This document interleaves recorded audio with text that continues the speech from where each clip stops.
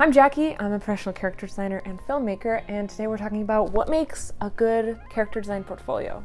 So we're going to be talking about formatting, the type of website you need, what to put in your portfolio specifically, and tips and tricks. And I'm going to be showing you examples from real life professionals that have generously agreed to let me show you their portfolio.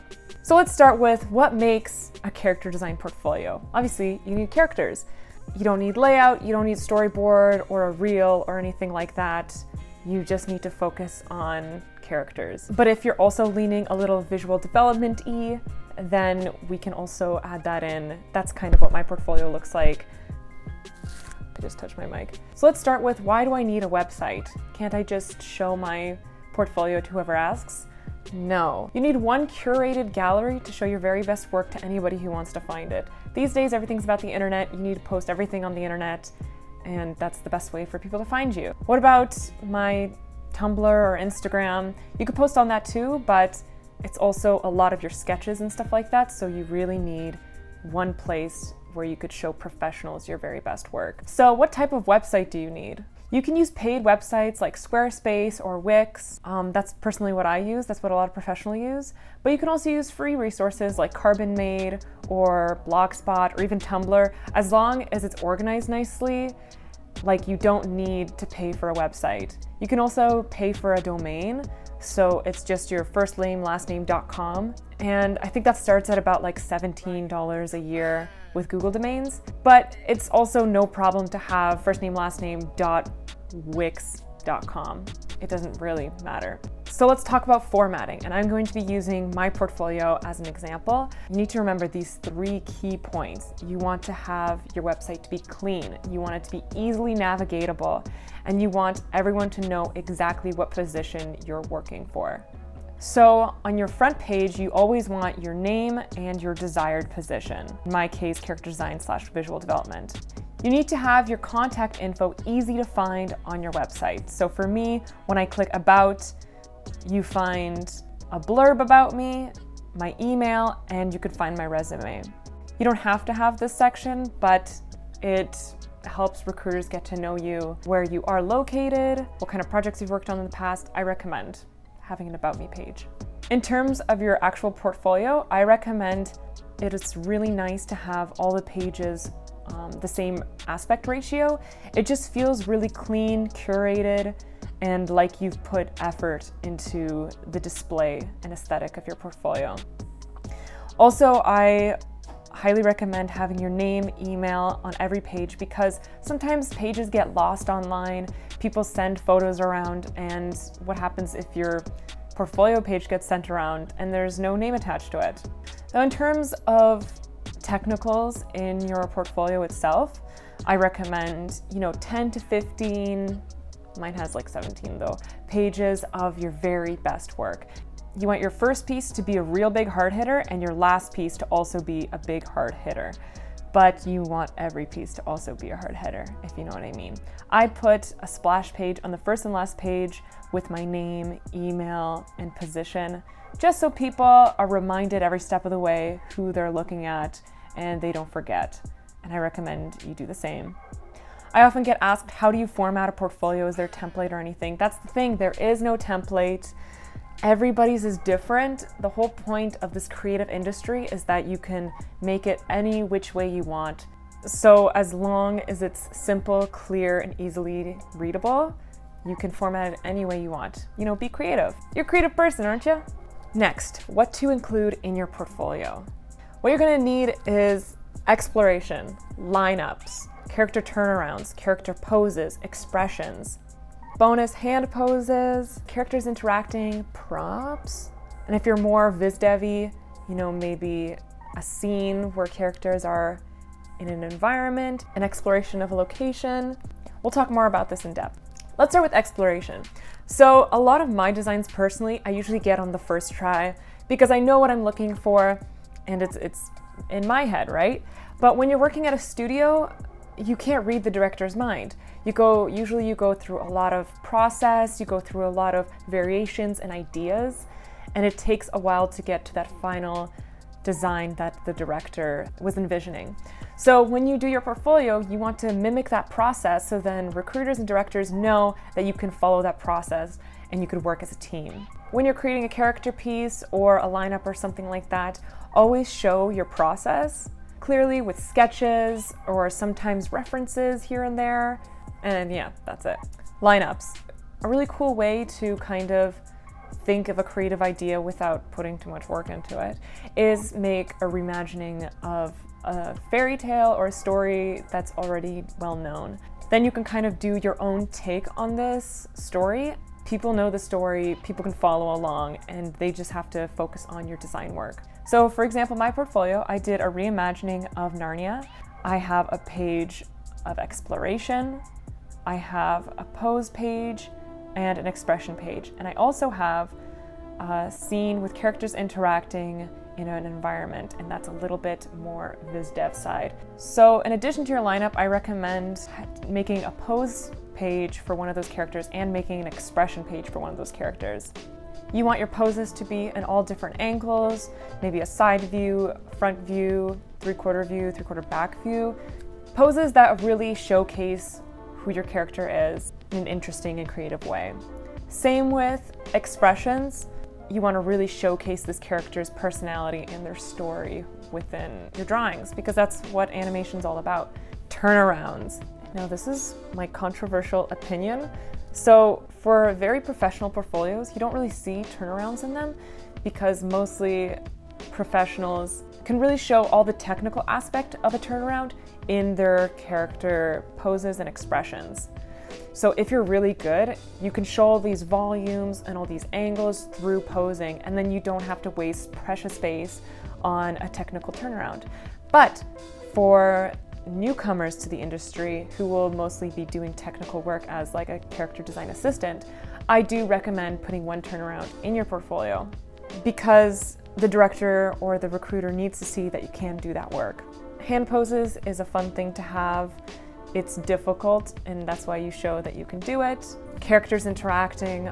Oftentimes people find difficulties in characters touching and interacting. The volumes get all messed up. So showing that you could do that is also really great. Props. Sometimes for series TV, there isn't necessarily a whole prop designer doing the props. Oftentimes character designers do props as well. When I was working on series, I did a lot of prop design, although I didn't really want to. So we talked about what to put in your portfolio, but what do you want to demonstrate in your portfolio? You want to show story and personality. The whole point of character design is story. Story is always the forefront of your characters, and remember that when you're designing your characters, to always know their motivation, why they're doing the things they're doing, why they're doing the poses they're doing. And it doesn't have to be complicated. For example, right here I have a superhero teen character, and you could tell her motivation behind her poses. She's a superhero. It's simple, it's clean, but it's well done. It's volumetric, there's a strong line of action, and you could tell her personality. So even on this simple 2-page spread, I have exploration. Right here on the left, I have final poses, final character costumes. I have a hero pose, some other pose ideas, and expressions. So that's a perfect example of a mini project. 2 pages. Another thing to demonstrate in your portfolio is versatility. Oftentimes there's going to be a character design lead whose style you have to follow. So you want to show that you're adaptable and you're a chameleon. So maybe one project is flat and 2D and very shape heavy, and maybe another is very volumetric. Maybe it could be converted into a 3D project. Maybe the proportions are more realistic. Showing that you can do more than one thing is really great to have in your portfolio. And finally, you want to demonstrate good draftsmanship. You want to show that you're good at capturing volumes, that you understand anatomy, that you can rotate a character any which way and the character still looks the same. That's like honestly the most important thing in character designing. And bonus tips. Don't include fan art in your portfolio. Studios want to see your creativity. They want to see what you can bring to the table in a new concept or design. When you're choosing your reimagined stories, think, has this been done before in animation? Can I create a unique design that still conveys the original story? Bonus tip 2, don't put figure drawing in your portfolio. I've seen beginners put figure drawing in their portfolio before. Figure drawing is more of a thing that you practice and you sketch and you learn anatomy. and it's the step before you create a character. Bonus tip 3, keep it cohesive.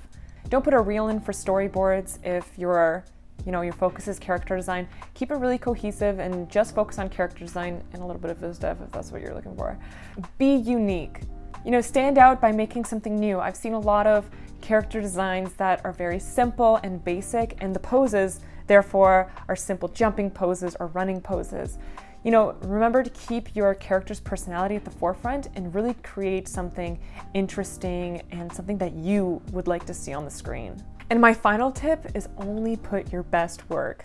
You'd think this is obvious, but I always see people putting in not their favorite work, maybe they're cringing at it, and I'm like, why is it in there? And they're like, oh, well, I don't have enough pieces. Even if you don't have enough pieces, only show your very best work that you're really proud of. If you're not proud of something put in your portfolio, someone else isn't going to be impressed by it. Okay, now let's move on to some examples. So I already took a look through my portfolio. This is also kind of old work. Usually if you're working in the animation industry, you have a series portfolio of NDA work that you can't really show publicly because it hasn't been released yet. So that's actually all the work that I've done in the past 2 or 3 years are in my secret tab. So that's why I don't have a lot of recent work in my portfolio. So let's start with Brittany Myers. Brittany Myers is a friend of mine, and I like to call her a friend. I hope she thinks I'm her friend too. I worked with her recently and she has amazing work. She was the lead character designer for Over the Moon, and I wanted to show you some of her work she did and that she presented on her portfolio. So she has exploration and posing of this main character, really interesting lines, really interesting shapes, really unique ideas of poses that you wouldn't normally see. Characters interacting, it's a rough sketch and that's totally fine. You don't have to color everything that you put in. Some more exploration of the mom character and just really cool poses. And of the boy character, you can really see his personality. It's really fun to experiment playing with a prop in your character design poses. You can get a lot more out of the character when they're interacting with something. A lot more acting can be done. Next, we're looking at Ulises Alvarado Llamas' portfolio. This next portfolio is a little more viz dev. I worked with him on a project last year. He's amazing. So I want to show you what you can do, how you can really push your character design portfolio as far as you can. So with this lineup, we have a lot of interesting shapes and the characters' personalities really shine through the lineup. They're not static poses. You can already start to see the story taking shape. We have a beautiful concept piece with characters interacting. This is a beautiful way to jumpstart what your story is going to be like. We have exploration of the main character with some references on the side, and some more exploration of the villain, and you could see him playing with different shapes of this villain. We have a little thumbnail of a turnaround. I recommend if you're gonna put a turnaround in, having it kind of small like this. It's not your big hitter, so it doesn't need to be that big. And we have really cool poses of this character, really focusing on shape design. You can really see the character's personality. Now, if you want to take your portfolio in a more visual development direction, showing the locations of where these characters are located is also really great. So next we have Amanda Jolly, a great character designer on a lot of great work. I'm going to show you her work from Storks specifically. And I want to show this to you because she has so much fun exploration, and they're all just sketches. You don't have to have very clean, final rendered work. All you need to show is your strong character acting, character poses, and just a lot of fun exploration. We have characters interacting. Like, look at this. There's just so much shape exploration and people exploration. All these different types of people, showing a lot of range. Taking out one character and fully exploring that character. Really strong poses for these birds as well. Next, we have Kenyok Tran. I worked with her on a project recently, and her work is just so unique. And I want to show you this portfolio to show how far you can really push the uniqueness of your style in your portfolio. We see this one character and we see her personality, we see the story. There's beautiful acting with multiple characters. I think this is a great standalone mini project. Showing these really cool poses, these dynamic characters, these characters interacting, fashion forward. I think that's its own category, and I think that these 4 pieces work together to show that. And we have some great expressions and some poses. It doesn't have to be retelling of 1 or 2 stories. It can be a lot of different ideas as well. And I also want to show Jamie Tran's portfolio. I think this is a really great example of versatility in styles. He has a lineup with this really flat style with all the things you need to pull out of it. You've got a turnaround, you have poses, you have characters interacting, things like that. And then also we have more dynamic characters that have more volume and shape to them. Like this character, as you can really tell who this person is, as well as showing other versatility, a page of pirates. Really cool exploration and shape design. And that's also to show that you could have one-off pages that work by themselves. So that's what I have for character design portfolio tips. I hope you learned something. In my next video, I'll be critiquing a character design portfolio from one of my supporters on Patreon. And I haven't chosen them yet, so you can join my Patreon and comment your portfolio link in my pinned post. In that video, I will be critiquing the portfolio with all the things I talked about today and showing you how you can take your character design portfolio and bring it to a professional level. I also have a lot of other cool, fun stuff on my Patreon, like tutorials, progress videos. So if that interests you, you can stay around for that. I've never really done a video like this before, so let me know what you think and what topics you'd like for me to cover in the future. Also, if you want to learn even more, you can join my art retreat in Morocco next year, where we'll be people sketching and learning character design basics. And I have a link for that in the description. You can check that out if that interests you. Okay, that's it for me. Thank you for watching. Thank you for listening. And that's it. Bye.